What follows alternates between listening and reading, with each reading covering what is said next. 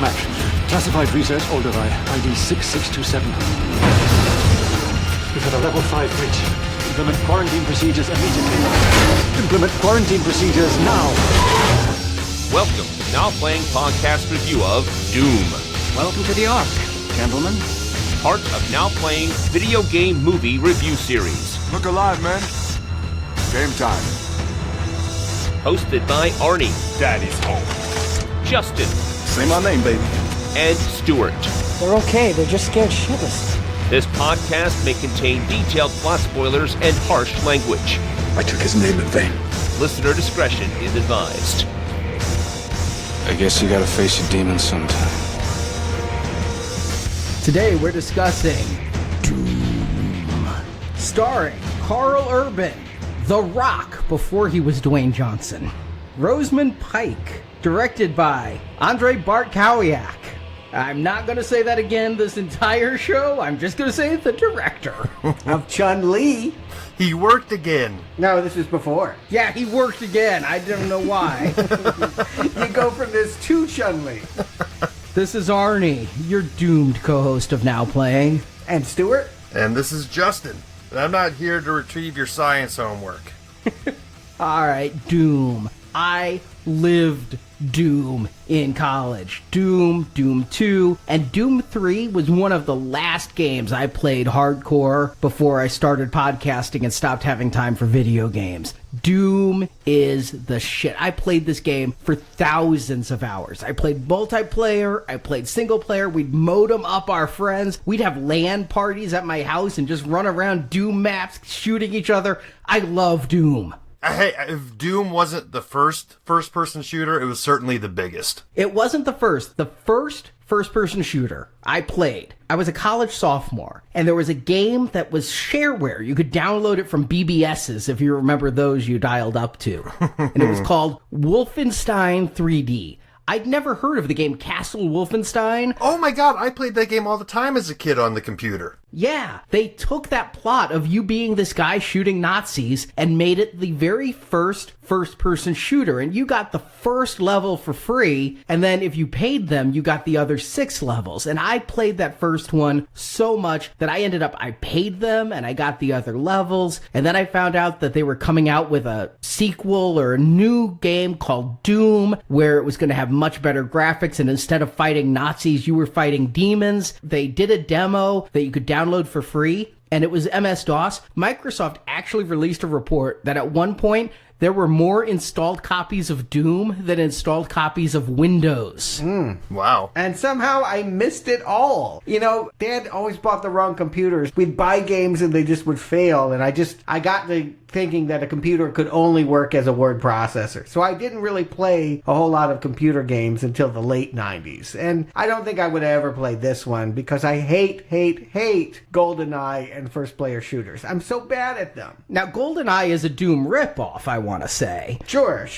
But I couldn't tell. You said Doom, and I was like, is that Halo? Is that Descent? Is that Quake? I didn't know what the iconography was. I didn't know what you were supposed to fight. I remembered this movie coming out, so I assumed it was that you were some astronaut in space shooting aliens, but no, I felt so unknowledgeable. I actually went and bought a book. Believe it or not, journalist David Kushner wrote a whole book on how, the two Johns, John Carmack and John Romero, built id Games and designed Doom. The, quote, Lennon and McCartney of video games? That seems like an oversight. No, it truly is not at the time. Again, I've mentioned I was a console gamer up until about Street Fighter, and then I became a PC gamer and wanted to be a game developer. And I was reading all the game magazines. The internet was just starting. I was talking with game developers. I was going to the Game Developers Conference. John Romero and John Carmack were rock stars. Every company wanted to have their Doom because Doom was an incredible success, and Doom begat Quake, begat Unreal. That is kind of the succession. There were also some spin-offs where they'd license out their engines and things, but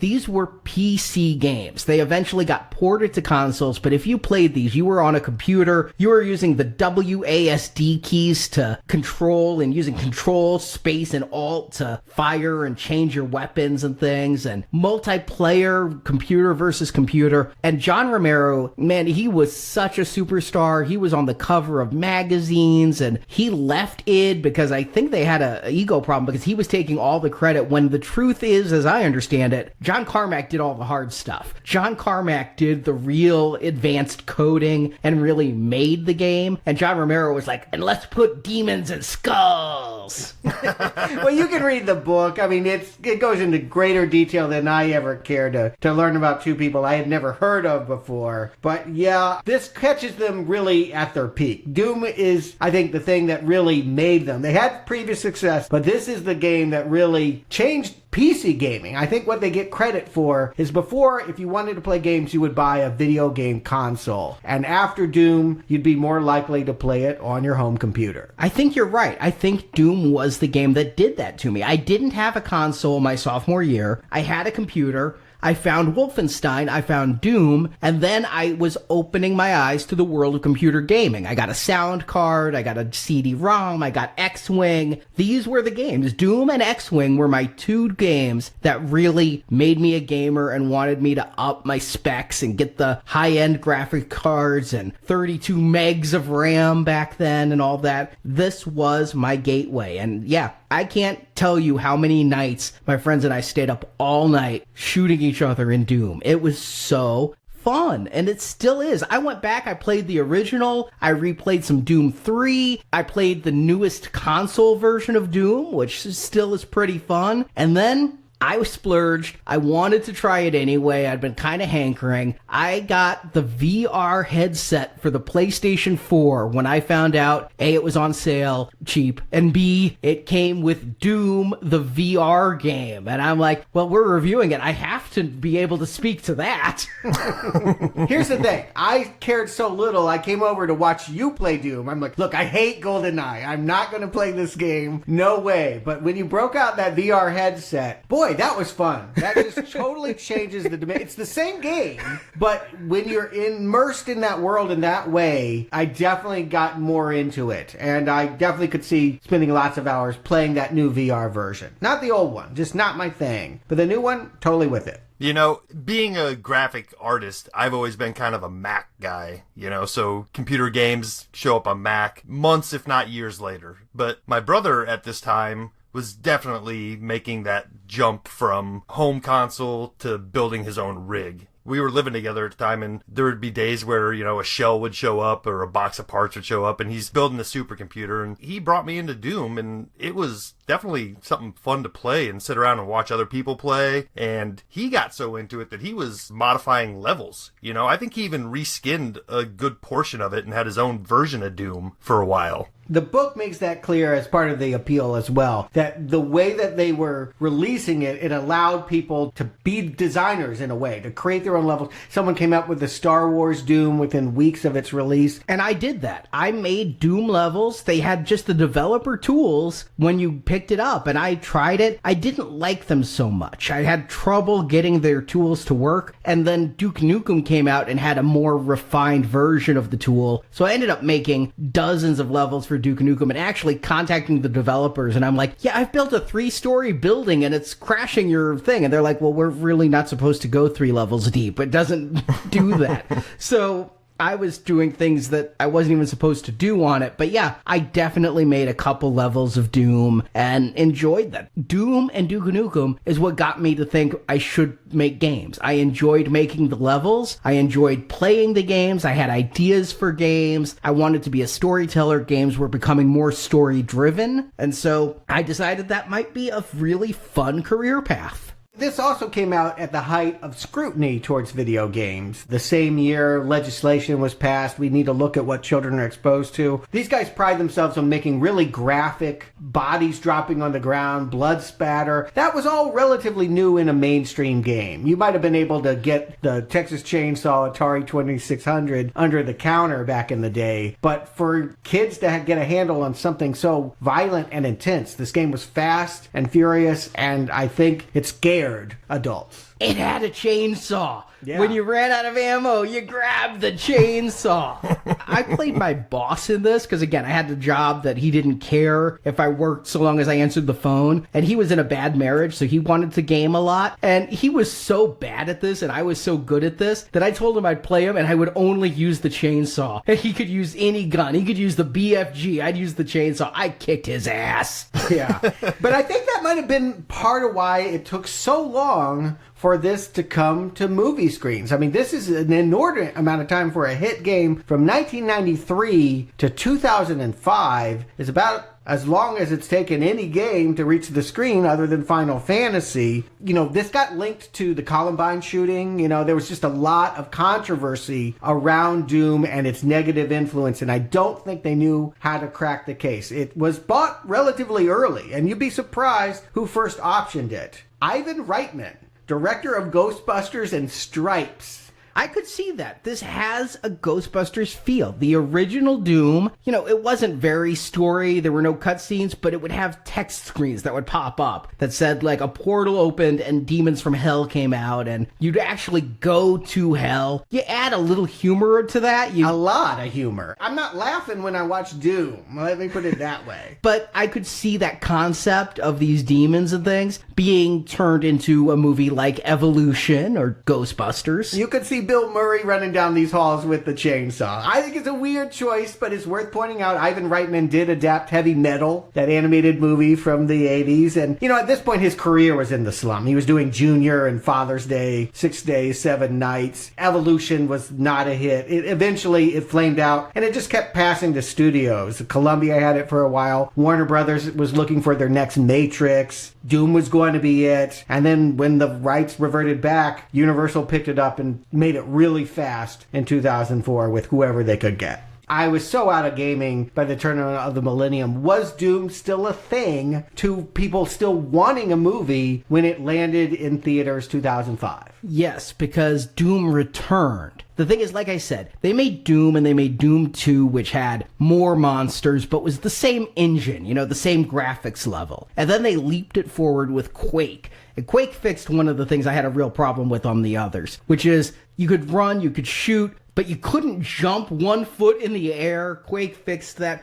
Quake was the first game to legitimately scare me. I would always play like a cinematic experience. I had surround sound on my computer. I played in a dark room. Stuart, you may remember I tinfoiled my windows so not a drop of sunlight came into my game room. Mm-hmm. And I was playing Quake, and the lights went out. It was those big, like, ka-doom, ka-doom, ka-doom. And so the lights came off. And then all of a sudden, out of nowhere, this big effing demon came at me, and I panicked. I just started shooting a pistol like a real person would, stuck in one of these movies. Just, no!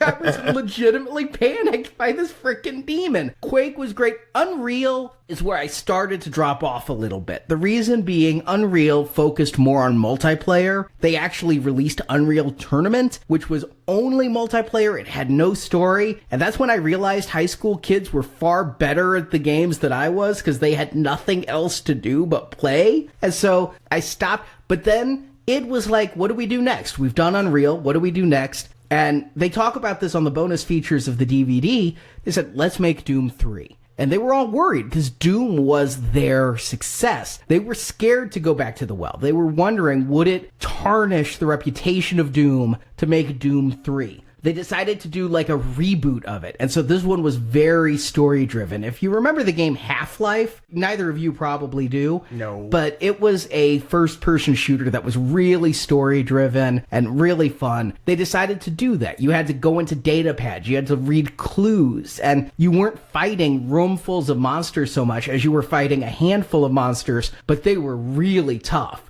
And the graphics were so tremendous. I played that so much when it came out. I bought the collector's edition. It was really, really good. It lived up to the name Doom, and it came out in 2004. And the movie Doom is specifically based off Doom 3. Okay, so that's what I was wondering, because when you were playing Doom, I'm like, so what's the premise? What's going on here? And you're like, yeah, it's another dimension and things are coming at you. I'm like, well, how do you make a game out of that? Reading the book, their influences were what you'd expect. It was Hollywood horror movies and D&D. They were both big role-playing gamers. And 1986, I claim it's a big year. They love it too. Aliens is obviously here. Evil Dead 2 with the demonic possession. And believe it or not, Color of Money is where they got the name. I guess that's how Tom Cruise refers to his pool stick in one scene. And they're like, that's badass. We're calling it Doom. Yeah, I mean, they had just great titles. Doom, Quake, Unreal. But the movies were influenced to it. Their poor creative director was the one that tried to push a story. He was there saying, we can't just have a mindless shooter. We gotta have this story about scientists on the moon and your best friend gets killed and then you think you're fighting aliens and at some point you realize it's hell and you've opened a portal in there. I mean, this is before Event Horizon. This is before Hellraiser Bloodline. This guy was going there. He got fired. So, his story didn't come through in the game. It's in there. It's in those text screens. If you read those screens of text that pop up at the beginning of each level, and I know most people just didn't, but I was into them. I was reading them like they were sacred texts. It's in there. Okay, well, I felt like it wasn't there when I was watching it, but watching this movie, I felt like, hey, someone's finally listening to poor old Tom. But you're saying this is really Doom 3. Yeah. The whole thing with the pinky guy in here who turns into a monster, the pinky monster was a new creature in Doom 3. It kept a lot of the same classic designs, but really up to the reality of it. And it kind of turned them into more aliens, less hell, and more sci-fi, less horror. Yeah, I mean, those original Doom games were really bitmappy, I think is the right word for it. I mean, the closer an enemy would get to you, you'd be looking at a screen full of flesh-colored blocks, Yes. I noticed that Arnie played one of the early ones and let's upgrade to a different system because they were probably great at the time. Obviously, they were great at the time. They needed that upgrade.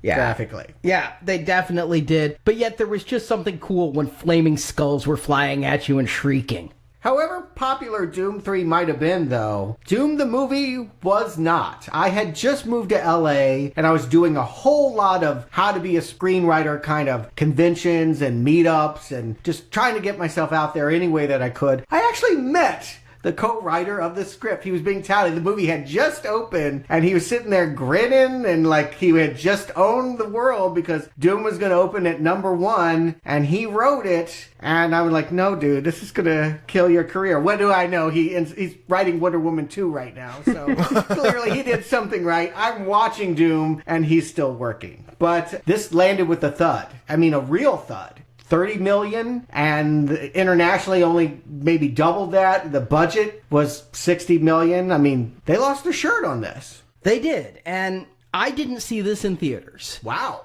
And I really liked The Rock. Now, I don't watch pro wrestling, but Marjorie is just an SNL addict. She knows everything to know about it. She's seen every episode, never misses one. And because I was dating her, The Rock hosted in early 2000. And I'm like, oh God, a wrestler? But he was really funny and charismatic. And then in 2002, he hosted again. And I'm like, this guy has got something. I became a fan of The Rock because of his hosting of SNL. And I figured he might have a career outside of wrestling. But he was sticking with the wrestling at that point. And, he transitioned to movies at the end of The Mummy 2 with that really bad Scorpion King. And I'm like, maybe he doesn't have a role in movies after all. But I kept my eye on him, and I watched anything he did. I saw The Scorpion King. I saw The Rundown, if you remember that movie with Stifler.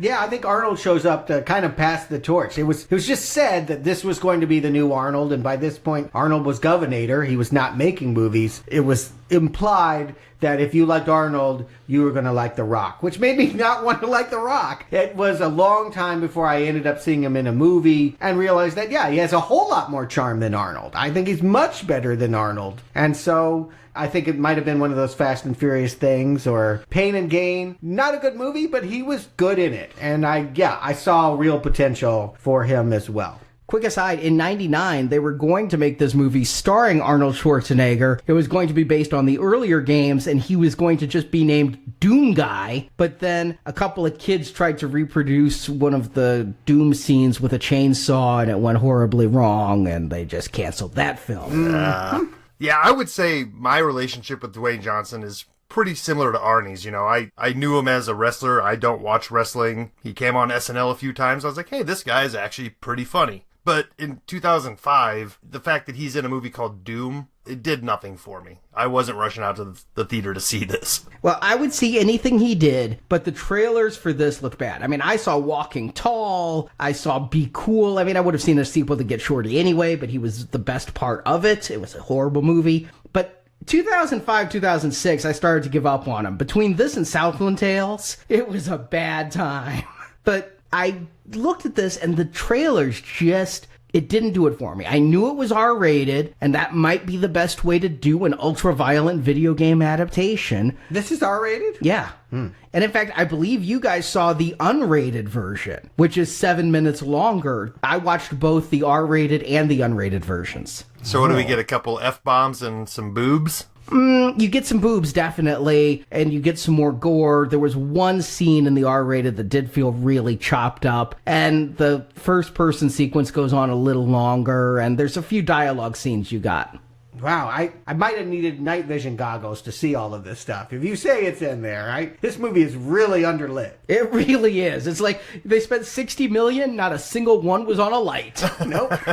Couldn't see a thing. It looks like they just brought their cell phones to the set and said, everyone point them at The Rock. I'm power eating carrots trying to get something in this dark. Can't see nothing, but it's surprising to me, hardcore gamers, even a bomb, they should turn out opening weekend. This should have gotten a bigger response. I assumed it was people were tired of the game by this point, but it's just, this smelled bad and no one wanted to go near it. I think you need to purge from your head the thought that gamers are going to support a movie based on a game they like. That should have gone out the window with Super Mario Brothers. Yeah, good point. They like to have the controller. They don't like to go to a movie and watch their game on a big screen. Period. Yeah. It's surprising they keep trying this. Yeah, one is an active pursuit, one is very passive, although I argue you can be active as a viewer if a movie is intelligent, but that does seem to be where the hiccup happens too often. I mean, why in the hell are they making a movie of Rampage? We'll talk about that next week with The Rock, but you want to talk about a game no one remembers because it hasn't been made in years. But yeah, Doom was current. I watched this as soon as it came out on video, though. I wanted to see it, but I was not going to subject Marjorie to going to theaters for it. I saw it on video one day, and I was like, yep, I was right not to see it. And my memory coming back, and I showed my hand when we reviewed Chun-Li, is this was not good. What I didn't remember, I never remember him, and it just makes me wonder if he's the most bland actor in all of Hollywood. Carl Urban, yet again, starring in yet another movie. This guy. He's had a stealth career, hasn't he? Yes. The word star should not be applied there. He is not a star. I don't care how many giant movies he's been, Lord of the Rings, what have you. He himself either disappears into his roles or just doesn't make an impression as a personality with big screen charisma. I mean, it doesn't come through. I forget him again and again and again. And I'm going to forget him as soon as we're done talking about this movie, but I guarantee we'll see him again. This guy. Yeah, agreed. The Bourne series, the Star Trek series, the Riddick series, Thor. I mean, God. Yeah, I agree. It's, one can't blame him if you forget Doom, though. Arnie, why don't you give him the plot? We'll get through the movie. In the year 2026, during a dig in the Nevada desert, archaeologists find a portal that transports them to an underground city on Mars. They call that portal the Ark. For 2 decades, scientists have been studying this Martian city and discovered humanoid remains. But something goes wrong at the station and a distress call goes out. Answering the call is a rapid response team of Marines, led by Sarge. It's all we know him as is Sarge, played by Dwayne "The Rock" Johnson. And when they get to Mars, they find strange creatures have started to kill and dismember the staff. They also meet Dr. Samantha Grimm, played by Rosamund Pike. she has orders to save the data from the servers at the station. She also happens to be the twin sister of Sergeant John Grimm, known as Reaper and played by Carl Urban. As she gathers the data, she discovers the scientist has secretly been doing human experimentation. Their study showed the Martians had 24 chromosomes as compared to the human 23, and that extra chromosome made them superhuman. The scientists tried injecting prisoners with chromosomes, but instead of becoming superhuman, they turned into monsters. These monsters are on the loose in the station, and one by one kill Sarge's men, and Sarge orders his men to operate with extreme prejudice. Kill all humans as well as all beasts. His surviving men refuse, so he shoots the youngest one in the head, leading to a face-off between Sarge and Reaper. Reaper is shot, so to save his life, Samantha injects him with the 24th chromosome. She realizes the chromosome turns evil people into demonic zombie monsters, but makes pure people superhuman. She knows her brother's spirit is pure, and so he becomes a superhuman killing machine, taking out all the converted demons and ending in a battle against Sarge, who has started to transform into a demon monster. Reaper wins the fight, killing Sarge with a grenade, and he and his sister return to Earth as credits roll.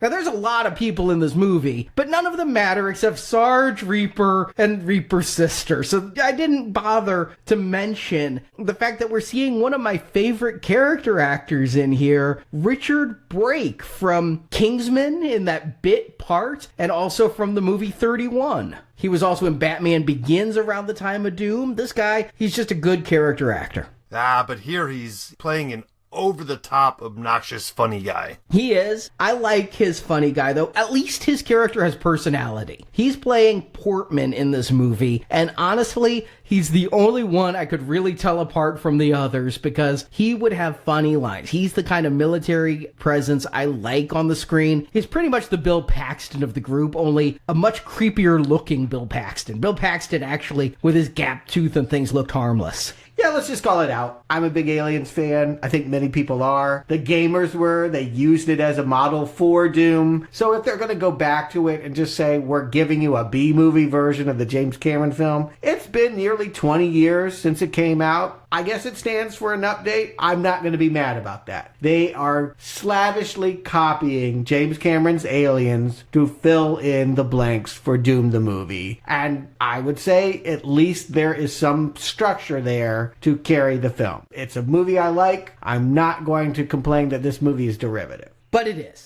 Yes, it's very much so. I mean, every character trope is there, but at this point, I'm getting Alien vibes. I'm not quite sure that's where we're going so far, but I am enjoying the set design. It does feel like I'm in the hallways of the Doom video game right from the get-go. We're getting almost that first-person point of view, looking down a hallway, turning corners, not quite sure what's going to pop out next. So, in a series where we're talking about games inspired by movies and all that, at least they're setting the tone early here and making me feel like I might be watching a video game. They kind of tip their hat. They do something that Cameron shot and then didn't use in the final cut of Aliens. They go to the colony first. We see a few attacks. We even kind of see a claw. We know that there's monsters. If you didn't play the game, it's just called Doom, you might not expect that. But here, a bunch of nameless scientists are running down a hall and being grabbed, pulled under, pulled up, and one guy calls for help and says, we're under quarantine. We're told this is a Mars base that has about 80 people on it. I'm thinking, wow, when they get there, it's going to be overrun. They get there and everyone's waiting for them in the foyer. It's just 6 scientists down the hall in a locked room. I'm like, you need to call the Marines for this? Well, I just want to say during the scientist scene, yeah, there's a pretty cool scene where a door cuts off an arm, but right away, I think they're teasing us. We see the hands of the demons, but it's all in dark shadow. I think, okay, they're going to make us wait for the reveal. I'm still waiting for the reveal. They never come out of the shadows. This is some Stan Winston makeup, and it is completely wasted. Now, it's Stan Winston's crew. Stan Winston himself didn't show up, but it's his team, and we never get the glory of seeing the monsters that I have seen in so many games. I wanted to see them on screen. We get a couple glimpses at the end, but they keep to shadow. This movie, it's hard to tell the people apart. It's hard to tell the aliens apart. It's hard to tell what's going on. I didn't know if I needed to turn the brightness up on my projector for it. Yeah, again, aliens, you don't know the names of all the Marines. You do not. Even now, there's probably some I don't know. But you get their personalities. They're wisecracking. You like them as a team, and you feel bad for them because you know they think they're tougher than they're actually going to be once they face the xenomorph. Here, I'm really judgmental that The Rock can't get 6 mutant scientists under control. They shoot 3 right away. I'm like, this should be easy for you. You're a very bad outfit if you can't take down this problem. They outnumber the mutant scientists. Yeah, but even at this point, they don't know what they're facing. They have no idea what's happening. They're going into the situation blind. They know that people are dead and screaming. They have a videotape of one scientist saying, we're in trouble. And they have this other scientist, I guess it's the Sigourney Weaver of this story. She kind of shares duties with Carl Urban because they're twins. But she's the one that, I don't know, does Samantha know more than she's letting on? I don't think she does. Upon watching both cuts and really looking at it, I think she believes that she needs to save the data, but she also believed, she's selling me on the scene where she's like, we weren't supposed to be doing human experimentation. We said we'd never do human experimentation. I think she's learning with them about that. But I'll agree with you, Stuart, in that this is a bad team of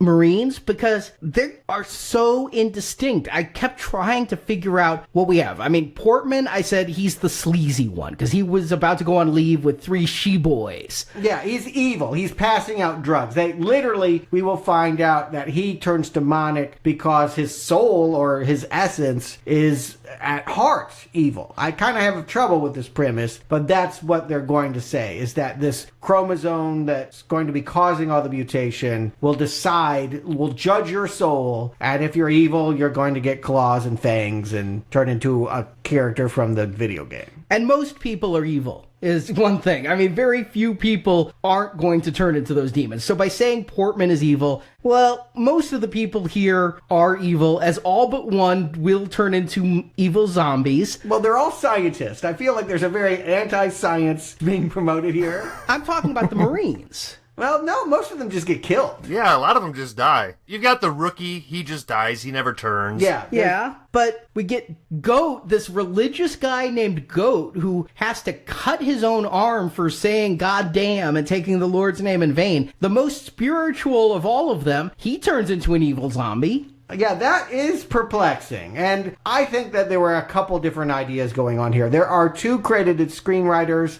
We know that this was a story they developed for years and years with different drafts. Wesley Strick, an experienced Hollywood writer, Cape Fear, Arachnophobia, Wolf. Maybe not great films, but he had a long track record at this point of working in Hollywood as a script doctor. You had me on 2, and then you lost me on the Wolf.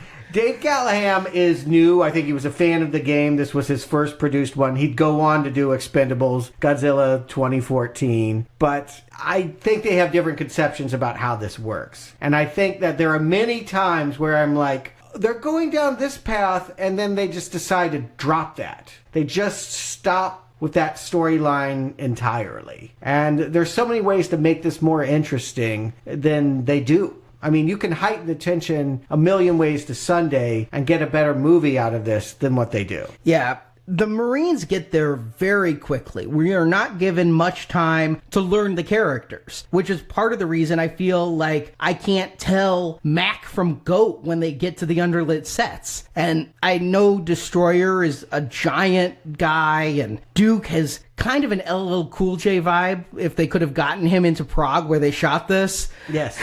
Definitely. Yeah, I was feeling that for sure. And I don't know much about Reaper either, other than I think he's the serious one, because while everyone else is preparing to go on leave, he's cleaning his gun. So I'm guessing he's like the hard-nosed one. But then what's Sarge? Sarge is the hard-nosed one. Man, if there's one thing this movie does, is it teleports any charisma The Rock has in every other role, and it leaves it on Earth while he goes to Mars. Because, my God, he is so not fun in this movie. Well, he's so early on in his movie career. I don't even know how they presented him as a wrestler. I assumed he was a lovable Hulk Hogan type. I think he was a bad guy. Oh, was he a bad guy? Okay. I don't know how they positioned him, but it seems like he's miscast. I would actually flip it. Carl Urban should probably be the villain, and The Rock probably should be the guy we're rooting for. I don't think I'd buy him as the twin of Rosamund Pike. They'd have to recast her too. But I definitely feel like this movie would be on stronger footing if The Rock, since we know and like him, is the hero of this film. It takes me a long time to realize we're supposed to like Carl Urban.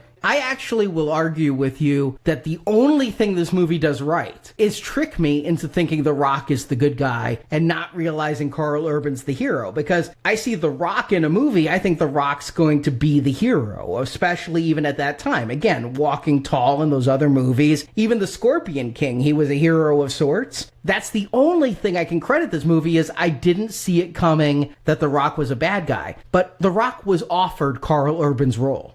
He turned it down. He's like, I find this role to be far more interesting. I think that's the only thing this movie has going for it, though. I mean, Justin, did you see that twist? I didn't. I kind of went down the same path of thought you did there. I was like, well, maybe in 2005, The Rock wasn't quite the name, and it's not that big of a deal. I'm making more of this because of I know who he is now 13 years on. But no, you're right. He was a big enough name that would have been surprising to audiences at the time as well. It's like, oh, wow, The Rock, has a turn here, and Carl Urban is our hero, I guess. Yeah, I think that's a Hitchcockian-like twist. I wouldn't blow it out of proportion. Because you didn't see it coming does not make it Hitchcock. I will say this, what I definitely didn't see coming, they teased the fact that Carl Urban should stay behind, take the leave, don't go to Mars, because there's something in his past that happened there. His parents died there, and this woman from his past 10 years ago is there. Fraternal twin? I've never seen that play out. I would assume and spent much of this movie writing, oh, his ex-wife is here. And then I'm like, wait, she really is his sister?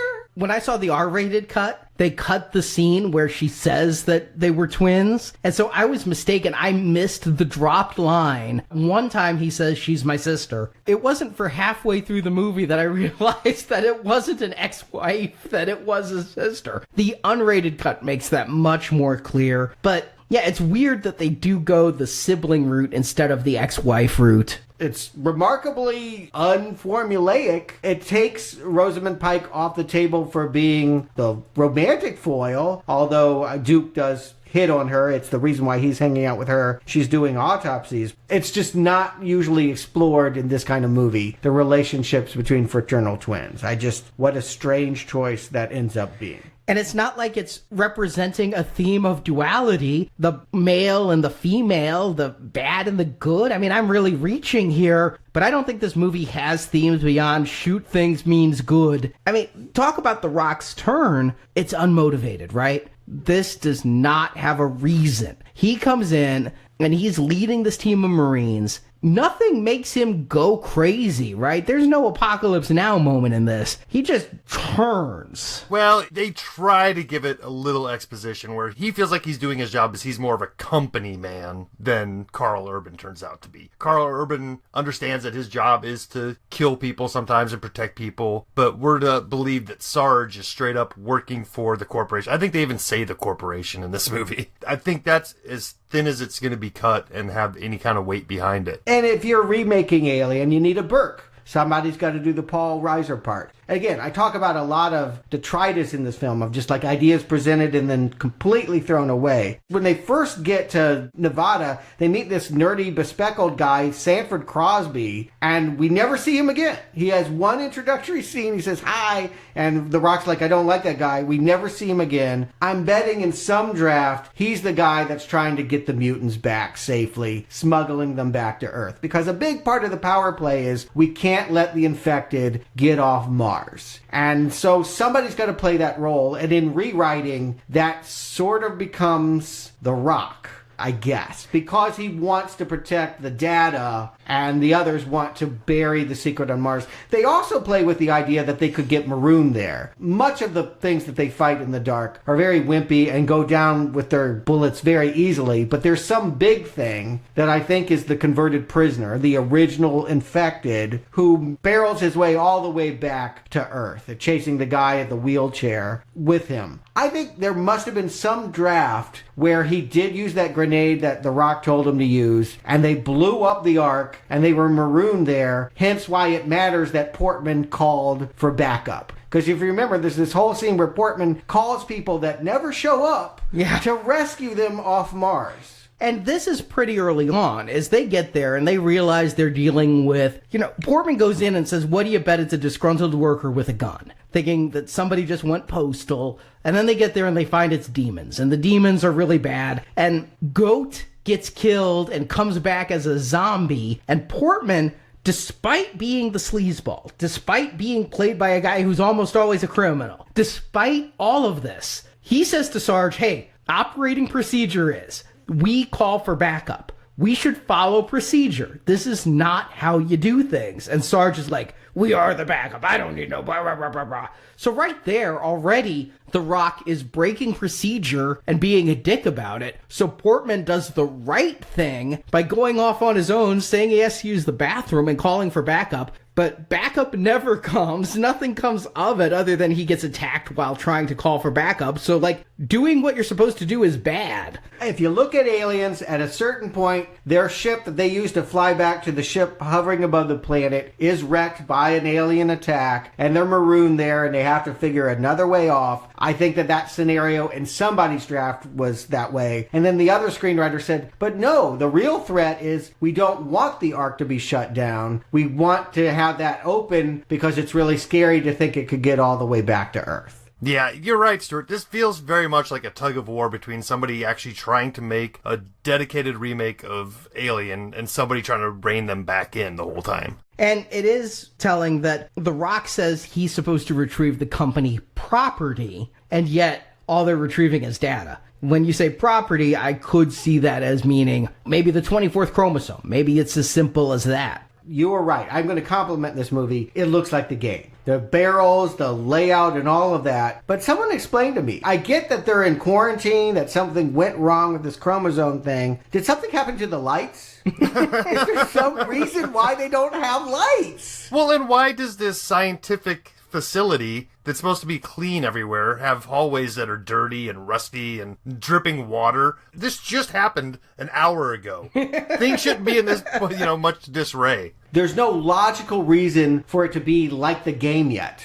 Everyone's alive and in the foyer, and they just get evacuated, and it's just one little area with 6 infected scientists, and they should just have the power. Hell, they should have a button that just ejects them out into Mars, and they die. They shouldn't even need Marines. Like a Roomba could sweep away this problem. Well, as far as the layout goes, they didn't build this base. This is a really old Martian base. So the fact that it's in disarray and looks like the game, I took as because this is centuries old. It has undergone some retrofitting, apparently not for light bulbs, right, but for scientific labs so that the modern day humans could be here. But what we'll find out is there were people living on Mars, and they discovered this 24th chromosome. Well, there were Martians on Mars. Humans came second, is the way that I took it. But they found remains of people who were original Martians that looked pretty much humanoid. They find the remains and call her Lucy. Right, which is confusing because that's also the name we use for some of the early man. Again, I think we're supposed to think of this woman and her child found fossilized as a precursor to mankind. That life started on Earth because the people in Mars couldn't hack it when some of them turned demon. Right, that's how I take it, is life started on Mars. They discovered this 24th chromosome that made some of them super. Right. But it made the evil ones demonic, and so the demons started killing everyone. So the Martians built the Ark to go to this unpopulated planet. Maybe there were some dinosaurs on it or something, but man came to Earth, not Adam and Eve, not out of primordial ooze, but out of an Ark in Arizona. And to run away from some monsters they couldn't contain. We're trapped, the demons are coming, so we're going to invent a scientific device to teleport us to another world. And couldn't you invent a gun? I just don't get it. And they have superhero strength and stuff. They can fight just as well as these demons can. But there were more evil people than good. But I love the fact that we meet Pinky, and in the unrated version, we actually get to see what happened to his legs. In the rated version, we don't. But it sounds like the Ark is something that the corporation made because it screwed up and his ass went someplace else and his torso went where it's supposed to go. But yet this technology, they don't understand it. So they just somehow fire up this old Martian gateway and now it's safer than when Pinky got bisected. But he's living, his bottom half is a Segway and his top half is a man. Okay, that's the setup. I'll go with it. That's what's going on in Mars. But Samantha is wrong to have gone back and started digging again. That we have in dialogue and in some sound effects, the understanding that the parents were the original people that excavated this, but they died somehow not important, and she shouldn't be digging around and finishing their work because, like, they're dead? Yeah, I got the impression from the sound effects you're speaking of is that he had something to do with it. You know, that Carl Urban was messing around someplace where he shouldn't be and thus caused his parents to come after him, and then they died because of an avalanche or a rock cave in, or maybe a monster got him, but there was some screaming afterwards. Carl Urban gives a lot of weird looks in this. When they're taking the elevator down, he looks up and we see him descend. And then there's a scene where he's literally looking out a window and having some kind of memory of his parents and dying, and somebody else just comes in and closes the blinds on him. It's like, I wish that was more explained. Why shouldn't she be digging? What happened to the parents? Again, there's draft A and there's draft B. Screenwriter A, screenwriter B. Somebody had very clear ideas about what the work was and probably saw it in some kind of Adam and Eve, with her being a woman and him being a man, and the first one's there. There's some kind of temptation, the snake, something or other, fall of Eden, that some writer probably had all worked out, and then someone else came in and gutted it and said, we got to go to Earth and make the climax there. I'm not necessarily going to buy that the second writer was so incompetent as to leave these hanging threads, so much as I'm going to wonder if the movie dragged like hell. And they cut it for pacing reasons. They filmed it, and things would have made more sense, but somebody watched and is like, there's way too much talky scenes. We need to go back into the darkness and pretend there's something there that we're shooting at. Yeah, I mean, at this rate, there's way too many talky scenes as it is. These scenes linger well after whatever it is they're trying to convey has been relayed. Many times during a scene, I'd be like, okay, I get it. Are you repeating yourself now? Or are we just going to look at each other for another 30 seconds before we move on? Or what's happening here? Yeah, there are many, many scenes of people sneaking around in this dark. Again, you can't even see anything, and then it's a false alarm. Like, oh, boo, you know, it's everything but the cat jumping out kind of thing. There's just nothing's really happening. And they just really keep savoring the idea that they're not monsters from Mars. They're the scientists that mutated. Like, they hit that one at least 4 times, starting with the evil doctor who sent the message. I thought he'd be the big boss, but he's the first one they find. He rips off his ear, and then he gets stuck in some nano door. What's a nano door? Is that from the game? I don't remember it from the game. No. What is the point of inventing technology you don't use for anything other than, I guess it makes a good shield. They can fire through it later and shoot the monsters, and the monsters can't get through the door. But I mean, it makes sense from a cool kind of visual stand. I've never seen anything like that where somebody gets halfway frozen between 2 doors or whatnot, but I like to judge movies like this by the technology that they take from the real world and then try to extrapolate into the future. And early on in the movie, one of the Marines is playing with a game console. You know, in 2005, they thought going forward, this is what a game thing would be like. It's like, come on, that thing is really clunky, really square, really bright. Nothing like, you know, the super thin touchscreens of today. I thought that maybe was his character. It was that guy, Duke, and he had like a handheld Galaxian too. Was that a real game? Not that I remember. I can't remember Galaxian. Sorry, apologies if that is a real game. But I assume that they were writing into his character that he liked retro games and that he would eventually maybe teach them how to play Doom in this hallway. But again, so many thrown away ideas. So many times where things were leading somewhere and then they don't. That main scientist, Carmack, ends up doing nothing. Like, for all the where's Carmack and all of that, it's just basically comes down to, well, he videotaped his experiments, and we can see by looking at the computer monitor how this all started. They took prisoners who are, of course, evil, injected them with the same chromosome that the Martians had, and in 48 minutes they had monster claws and were attacking people. Was it ever overtly said that they were trying to create a super soldier or what they were doing? Or were they just experimenting on people because they found this 24th chromosome and wanted to see what would happen? I think that they were impressed with the idea that this was a civilization that didn't have disease.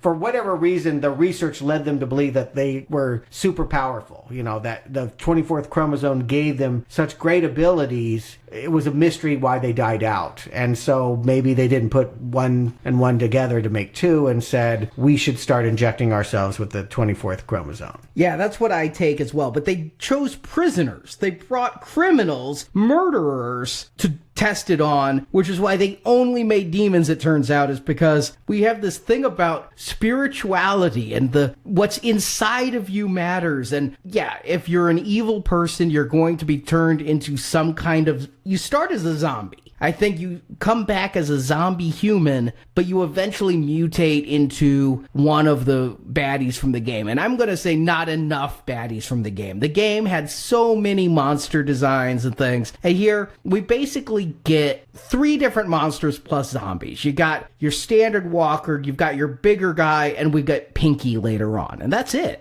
And not high volumes of them either. Not only are they not varied in design, and not only can you not see them, but again, there's more Marines than there are monsters. And that's you're just popping the balloon here. The suspense is just seeping out by making that choice. You're judging these tough guys for not being able to contain this problem. But it's a zombie film. The bad guys multiply and the good guys dwindle. But they don't. They actually never do. They kill most of them very easily, and there's just one running around in the dark that somehow just chases the guy in the wheelchair back to Earth, and that's how they do it. That's how they end up writing it. I have to believe at some point there was an idea to blow up the Ark, keep these people here, and tell a different story about the excavation. I will give them a little bit of credit here because it's not like all this information is just laid out and then we follow the action. I mean, we slowly learn, even though we might be ahead of the story itself by watching this, the way they're laying it out for us is they're letting us know that, oh, geez, these things that they're fighting aren't actually aliens. It's the scientists turned bad. Oh, and that's happening to our guys who we thought were dead now. That all doesn't just pop up all at once. It's kind of laid out throughout the story. Is it working? I don't know, but at least there's some effort to make a mystery behind what's going on. I would love to explore that mystery. I realize this movie is boring and taking too long, but the problem is not that it's too long. It's only 100 minutes long. It's what you would expect a Doom movie to reach. It's that it doesn't offer a whole lot of anything. It doesn't give you intense action like the game. It doesn't give you a million monsters running at you. The numbers are quite small, and they don't have a whole lot of explanation even once they break out the scientist here and she's going to give her explanation for this sort of pseudo-Christian science idea of heaven and hell and good and evil. I mean, I could have really dug that if they really explored a scientific basis for how evil gets into your body. You're going the exact opposite direction from me. This is Doom. Give me monsters and shoot them. Gut people. Get a chainsaw and kill people. We have to wait till the very end of the movie to get to this kind of stuff. I don't want an exploration of good and evil and Gaia in a Doom movie. What I want is demons and monsters and badasses being killed and one guy who is the hero, who is our avatar. The fact that we have The Rock just becoming an asshole for no real reason. The fact that Carl Urban becomes the sensitive guy, and we have all of this going on, all of this talking in dim lights. I can't tell the Marines apart because it's so dark. Every time somebody gets attacked, I'm like, all right, which one was that? At one point, Portman falls under the water, and I'm like, wait, was that Goat? The first time I watched it, I thought Goat was Portman. I thought they had the same name. I mean, Reaper is Grim. Grim Reaper, I just got that. So I'm just wishing we had more action. You say this movie isn't long. it feels it because nothing happens. I don't need to watch an autopsy in real time as she pulls out the heart, the spleen, and the liver to realize the person had an appendectomy. No, you're not wrong for wanting intense action, but this story is predicated on the idea of whether our main character is a good person or a bad person. He's lived as a Marine and he's killed a lot of people, and maybe he involuntarily led to the death of his parents. He has a lot of self-judgment, and finding out whether he's good or not by getting this 24th chromosome, that should matter. We should know why and how people are defined as good. If that is what you're going with, if that's the root of the monster, if the alien manifests itself in your soul and not in your stomach, then that's cool, but explain that. That would be at least something new and fresh and different in a movie that is all derivative. And yes, and then throwing in the action too. Yeah, sure. Throw out the existential question of, is evil inherent within all of us or something like that. Even if you're not going to answer it, give it a little bit more than just some lip service and knowing in her heart that Grimm is good. I guess maybe that's where the paternal twin comes in to a certain degree, but most of this just feels lazy. Most of the things we're seeing happen on screen when it's more than one character in a room is just to make them feel human enough that we're supposed to feel something when they die. All of these are director problems. I'm going to, we've talked a lot about the script having different ideas. It's the director's job to synthesize them. It's the director's job to make these scenes exciting. And boy, I know Chun-Li was awful. This is better than that, but I don't know that it's that much more gripping in terms of action. And he was lucky to film Jet Li early in his life, who gave him the glow of being an action director. But this guy cannot make things pop off the screen. Pop off the screen. I can't even see them on the screen. Yeah, you can't put anything in the screen. Yeah, Goat at one point's like, my light's not working. I'm like, oh yeah, none of them are. If you find a light, please turn it on. But let's jump to the moment where they go back to Earth because Pinky's disappeared and they think the monster has gone to Earth, but they're still sealed in quarantine underground in the Ark complex. Yeah, that's really garbled, by the way. Yeah, they ran to Earth, but they have a quarantine that'll last an hour, but you can't extend that quarantine. Even if there's an infection, the doors are going to open in an hour. I mean, this is screenwriters battling one another for control. Well, and the two facilities should feel different. I understand they're built by the same people in this world or whatever, but Earth should feel different than Mars, at least in the reception area. Yep. But when they get there, because of the short time, Sarge says, kill everyone. Human or not, kill everyone. The kid, the rookie, finds a room full of women and children. Not a guy among them, just women and children huddled in fear. He won't kill them. And so he goes back and tells Sarge, I won't do it. So Sarge shoots him in the head and calls him a mutineer. It's worth pointing out, too, infection doesn't just happen from breathing the same air. It's not like it's contagious like the cold or the flu. These things have to spit out a tongue that hits you right at the right point in the neck. So, you can tell who's infected and not. And since there's only one creature, I just don't know why they would think everyone here would be infected. But Sarge is stupid, and Sarge is meant to reflect a jingoistic military mind that can only kill. And, yeah, they've just rewritten him. This is not the character that began the movie, but it's the one that's going to be a suitable villain for the end of the movie. Yeah, I mean, it seems like a problem with a really simple solution. It's like, oh, okay, we've seen how this happens now. The tongue pops out of their mouth and attaches to their neck, and then they slowly turn. And only if the evil. Yeah, I mean, she's shown that, she took some of the dead soldiers and wiggled the tongue by it and not going for them. So, yep. So, hey, everybody without an open neck wound, let's go through the portal, and we're going to lock this down, and we're going to forget about Mars for a few decades. Right. But it's just very convenient for them to say, nope, Sarge is evil, and we're going to concentrate on that battle because, well, we want to see The Rock fight. He's a wrestler. So this needs to be one-on-one with him and, I guess, Carl Urban. So after The Rock shoots the kid, we really think we're going to get our showdown with Grimm and Sarge. It's looking that way, but they're interrupted by a horde of zombies. They kill everybody except Grimm and Sarge, and it looks like they kill Sarge. He's dragged away. There's this massive firefight. I barely see it, but Carl Urban runs through that wall and is shooting at the zombies. The wall becomes solid again, and I guess one of his own bullets ricochets and hits him in the gut, and he's gonna die from this. And Samantha has to make a choice about injecting John with the 24th chromosome. And Arnie, I don't know, because Carl Urban is like, I'm looking at anything else but him on screen. He has that magical repulsion power where I'm staring at Rosamund Pike's hair, I'm looking at the floor, I'm looking at a barrel before I'm seeing what Carl Urban is doing on the screen.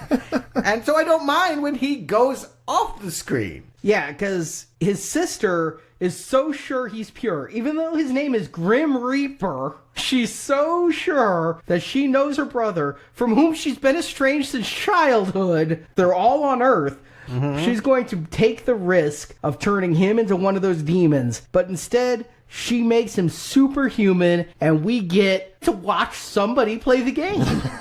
Best scene in the movie. I mean, it's a dicey gimmick. I want to point out, it's been around for a while. There was a Philip Marlowe movie from 1946, Lady of the Lake, where the whole time Philip Marlowe is the camera and it's walking around first person. There was an art movie, 2009, Enter the Void, where a man has a fatal OD, goes to the afterlife and gets reincarnated. You see it through his perspective. And most recently, Charlotte Copley did it in Hardcore Henry. It was a movie out last year I didn't see, but they did it the entire movie long. I wonder if, could we have accepted Dune the movie if the whole thing was done this, knowing that found footage and people walking around with cameras would become a thing the decade this came out? Why couldn't they just make this from the point of view of one soldier walking around? I think they could have. Again, the movie Maniac was really well done. Yeah. So I think you could have done it, but I almost feel it's too arty. It's too much for the video game crowd. It might be a leap too far for a movie you're spending $60 million to make.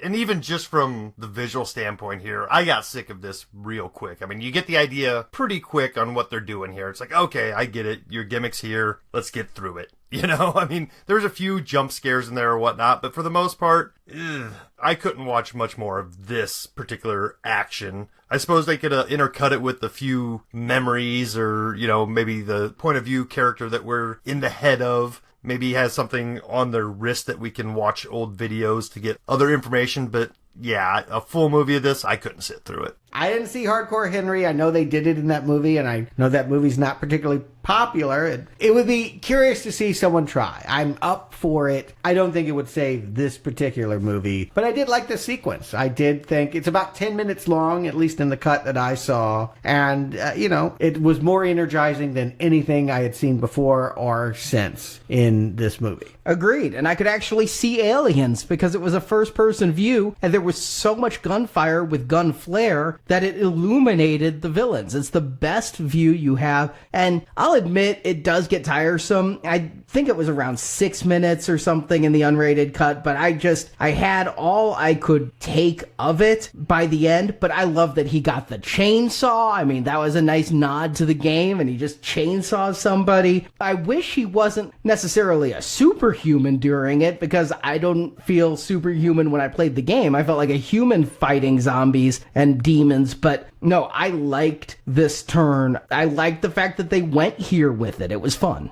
Yeah, and you get to find out what happened to Pinky. He was grabbed, and we see him as this little white creature still attached to his wheelchair. That was kind of fun. And the whole reason he had that wheelchair is because Pinky in Doom 3 had like mechanical back legs. It's always weird to me that Doom, the demons are always a mixture of biomechanical. Like, they'll look like the cover of an Ozzy Osbourne album, but then they have an arm that's a metal gun. Right. And so Pinky was this big slug-like demon that came after you and was hard to kill because he was big. Oh, so gamers would have already known that Pinky was fated for this. Yeah. Okay. Because it was the Pinky demon. No, I didn't expect it out of him. I mean, he was in a wheelchair. I've seen him in many slasher movies. I knew his odds weren't good, but again, I had fun for 10 minutes in this movie, and that was nice to have because I hadn't had it before or since. Now that we're getting the showdown, they finally get back to Carl Urban being on the screen. He finds his sister, and he finds Sarge, who has fully turned. We thought, or at least I thought, maybe Rock was dead because he got dragged away, saying, I can't be dead. Nope, you still gotta deliver the climax as a demon. So now we've got Super Grim, and he's facing off against Sarge, and we must mention that The Rock got the BFG. which, of course, the BFG 9000 was the gun everyone wanted when you played Doom, and everyone wondered what it stood for. Everybody always said it's big fucking gun. Bioforce is what they say in the movie. I don't know if that was just invented to cover for big fucking gun. But It was, yes, I'm sure.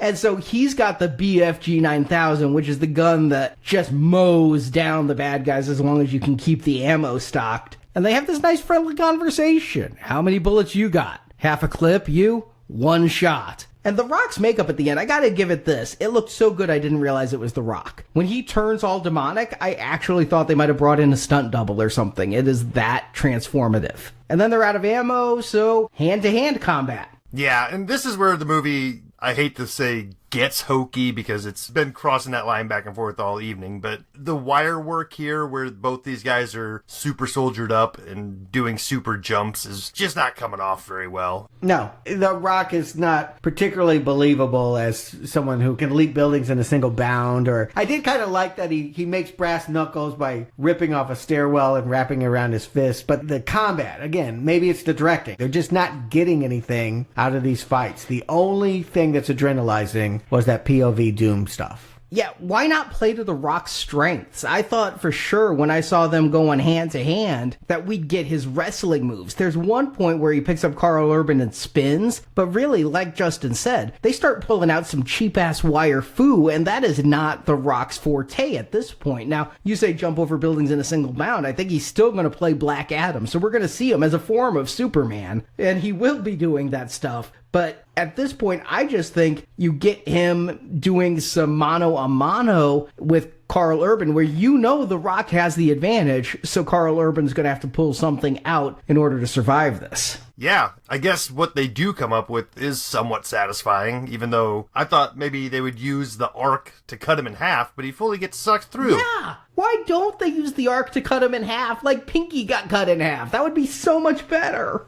Yeah, I don't even know what we're supposed to be rooting for at this point. I'm not needing for Carl Urban to get away. Honestly, I'm not even feeling that he's going to end up grabbing his sister, going in the elevator, and then inexplicably saying, "One last time." What's he even talking about?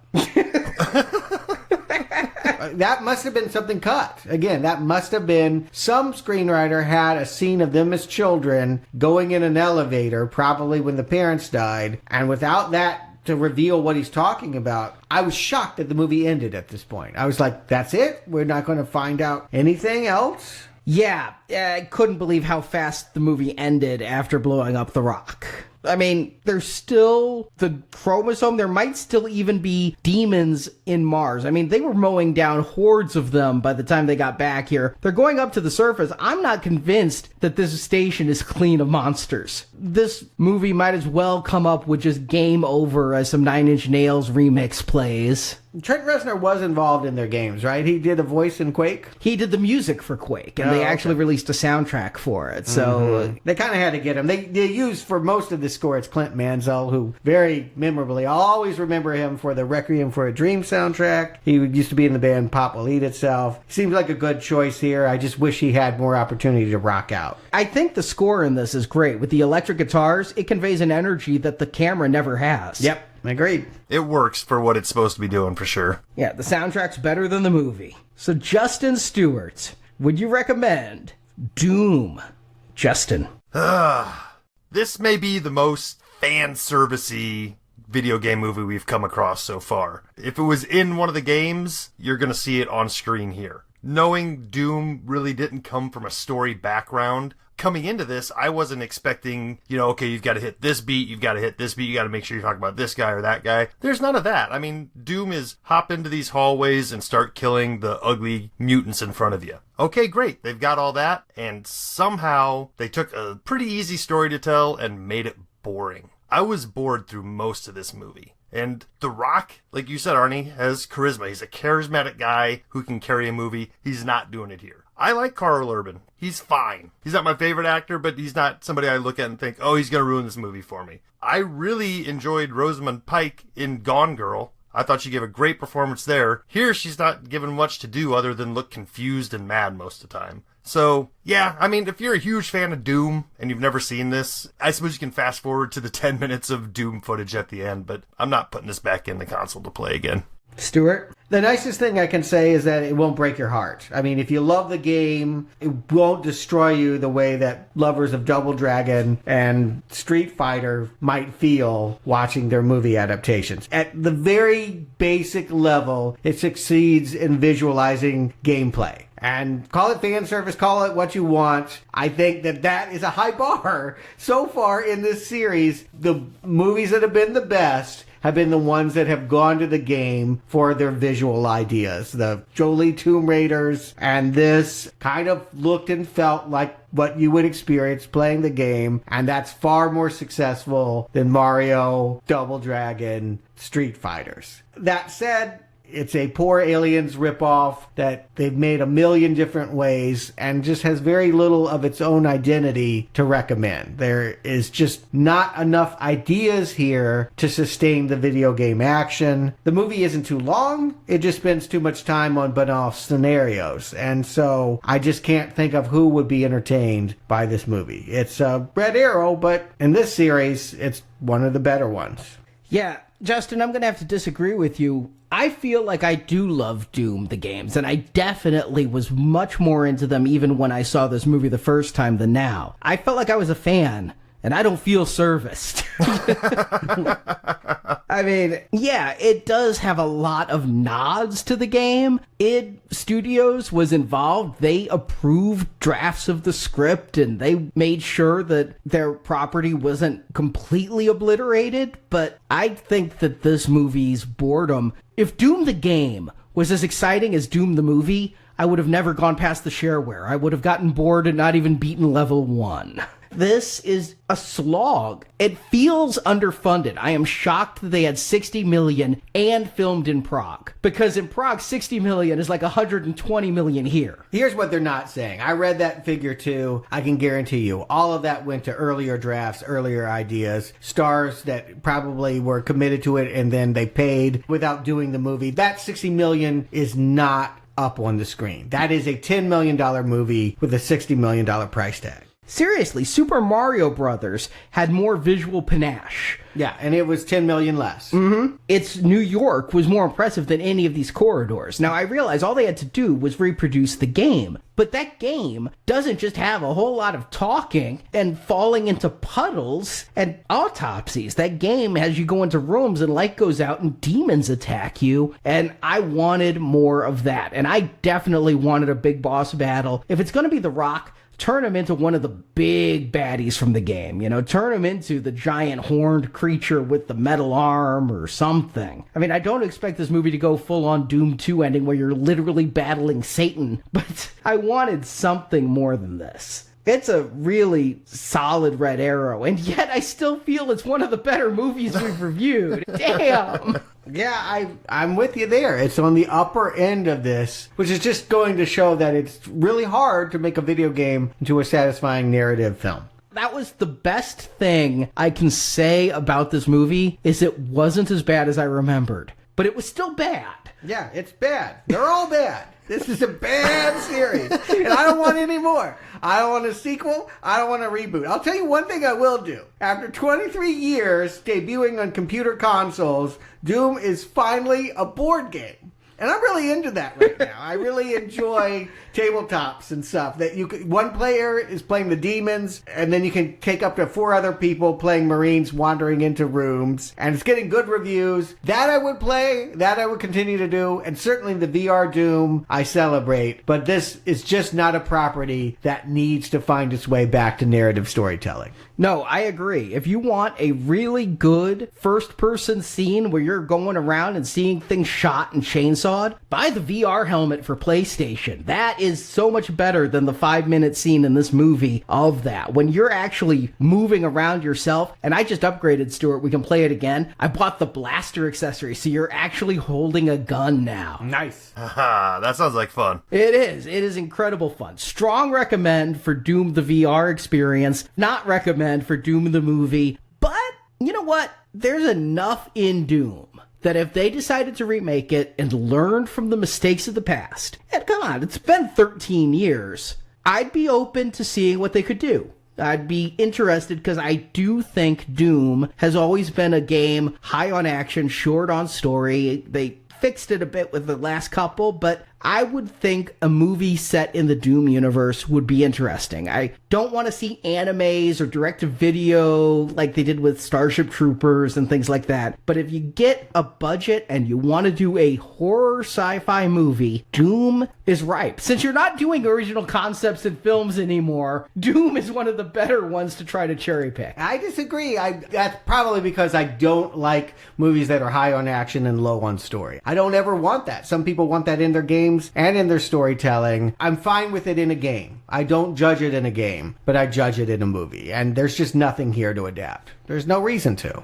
And once again, I kind of walk down the middle of that, It's like I don't go out of my way to look for high action, low story movies. But if something comes along and it's innovative and it happens to be tied to Doom, sure, why not? But yeah, I'm not sitting here right now twiddling my thumbs hoping that Doom comes back to the big screen. Honestly, there's too many other video game properties for them to fuck up.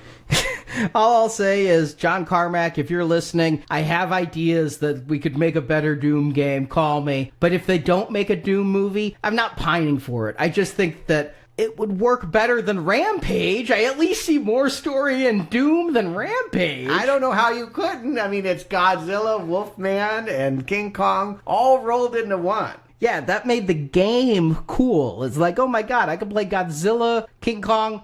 I don't know why there's a giant wolf. Wolfman was never a building destroyer, but I'll take him. And he was always the one I played least, though. But now we're going to have a movie where destroying buildings is a bad thing or something. I can't tell. It looks like The Rock has a pet albino King Kong. That's all I know. Yeah, it's a weird thing because in the Godzilla movie, you usually are rooting for Godzilla to break it all down. Here, we're supposed to want Rock to save us? Let it all burn, Rock. I'm cool with it. But you know what? I don't know what this movie's going to be like. I do love the video game, and I'm hoping at the very least to get some fun destruction as we head to movie theaters this weekend, and then come back with a podcast next week. I tell you what, if the toy aisles are any indication of what this movie is, I'm pretty sure I've seen a Rampage gorilla that actually just was a repainted version of the King Kong thing sitting next to it from Skull Island. Wow. They're recycling so much about this property, why not recycle the toys as well? The only toys that got me excited were the ones that were actually based on the 80s arcade, not based on the movies. They made some of those. Big head retro toys. Also, if you're in the mood for a little bit more story and a little bit less arcade, starting next week, some real story-based stuff. Our donation drive for spring 2018 begins with The Godfather. That's right. We are going to look at Al Pacino in all his various gangster and police officer forms. It's our gold level series. We're starting with Godfather 1, 2, and 3, and then we'll be working through Al's resume. Sometimes he's playing a cop like Serpico or Heat, and sometimes he's playing a gangster like in Scarface or Dick Tracy. We're covering all of those in gold and platinum level. And then once we get closer to July and the new Purge movie, silver level will begin with Assault on Precinct, the original John Carpenter movie, the remake that was done by the Purge guys, and then 4 Purge films. Yeah, that starts next week. Get your donations in now to be one of the first to hear our review of The Godfather. So Justin, Stuart, thank you for joining me. And until next week, game over.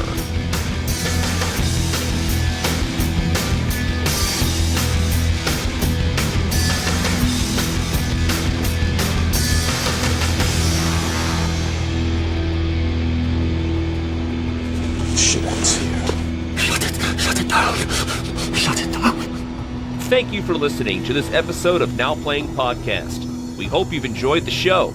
Is it always that rough? Believe me, it used to be a lot rougher. Come back to NowPlayingPodcast.com each week for another new movie review podcast. What were you downloading? What were you sent to protect? And in the NowPlayingPodcast.com archives, you can find reviews of other video game movies, including Resident Evil, The King of Kong, The Wizard, Super Mario Brothers, Street Fighter, Double Dragon, Tomb Raider, Rampage, and more. We all know what we're dealing with here. Also at our site, you can find hundreds of other movie reviews, including Star Wars, A Nightmare on Elm Street, Independence Day, the Avengers films, Back to the Future, Batman, Superman, The Fast and the Furious, and more. How long's it been? 10 years. Do you want to continue? Insert money now to keep playing Now Playing. We're gonna need something with a little bit more kick. Now Playing Podcast is a show without any sponsors or ads. We rely on support from listeners like you to keep Now Playing operating. If it's trying to kill you, it's a threat. You can donate to the show and, as our thank you, receive bonus podcasts. Over 150 bonus movie reviews are available to choose from on the Now Playing Podbean page, including Alien, Night of the Living Dead, Jurassic Park, Ghostbusters, Indiana Jones, Lord of the Rings, Psycho, Troll, and more. Is that an order? Recommendation. Find a full list of available bonus shows at nowplayingpodcast.com/donate. You hesitate, people die. You can also join the Now Playing Patron campaign through our Podbean site. Patrons of $10 or more get a new exclusive movie review every month, plus even more perks, including one where you can pick a movie for our host to review. Find the details on our website. People, this room is a code red, which means no one gets in without our permission. And while at nowplayingpodcast.com, be sure to join our forums, where you can discuss these movies and games with other listeners. They were so smart, how come they're so dead? If you want even more Now Playing reviews, place your order now for the first Now Playing book, Underrated Movies We Recommend. Get reviews of 125 films our hosts love. You can order the book by clicking the banner at the top of our homepage. I didn't figure it was the sort of thing I could jot down on a yearly birthday card. You can follow Now Playing on Facebook and Twitter, where we post announcements of new episodes and where the hosts post movie mini reviews. Links to our social media pages are available on our homepage. Now follow me, please. Now Playing Podcast is produced by Arnie Carvalho. I'm not supposed to. Now Playing's video game retrospective series is edited by Steve and Arnie. We can handle this. Now Playing credits read by Brock. Every time you open your mouth, you give away our position. Venganza Media Incorporated is not affiliated with the motion pictures reviewed or otherwise referred to herein. All movie clips and music included in this podcast are the intellectual property of their respective copyright holders. They are included here for the purpose of review, and no infringement is intended. Got a problem with that, Duke? You saw us? Hell no. I love my job. The opinions expressed on Now Playing are those of the individual hosts and may not reflect the opinion of Venganza Media Incorporated. Do you think I'm lying to you? Is that what you're saying? Now Playing Podcast is an exclusive trademark of Venganza Media Incorporated and may not be used without the express written permission of Venganza Media Incorporated. Now Playing is a Venganza Media production, copyright 2018, all rights reserved, and no part of this show may be reproduced, repurposed, or redistributed without the written permission of Venganza Media Incorporated. We're finally done here because I've got a job to do. Finished. What'd you say we go outside and get some fresh air? Starring Carl Urban, Rosamund Pike. Dwayne Johnson. Well, hold on. He was an and, wasn't he? I mean, I don't know. You could make him an and. We all love Richard Brake and Ben Daniels. Well, the third name on the freaking credits I can't even pronounce. Razak Adoti? Adoti from Resident Evil 2. Come on. Oh, yeah. Oh, wow. How can anyone forget a Zoc? Every time I've Googled for this fucking movie, it comes up with Indiana Jones. 100% of the time. Temple of. Oh, thank you. I was straining. I'm like, Raiders? Why? Lost? What? Yeah, what's the connection? Directed by Our good friend. Pronounce. And that's Bart Kayak. Is that words? Andre Bartkowiak. Andre Bartkowiak. Andre Bartkowiak. But we get Duke, he turns. No. Duke lasts all the way to the end and then just gets sucked underground. Okay, Destroyer, he turns. No. He was just fighting in that prison lab and then falls. All right, here. Goat! And until next week, game over. Ugh. I heard that.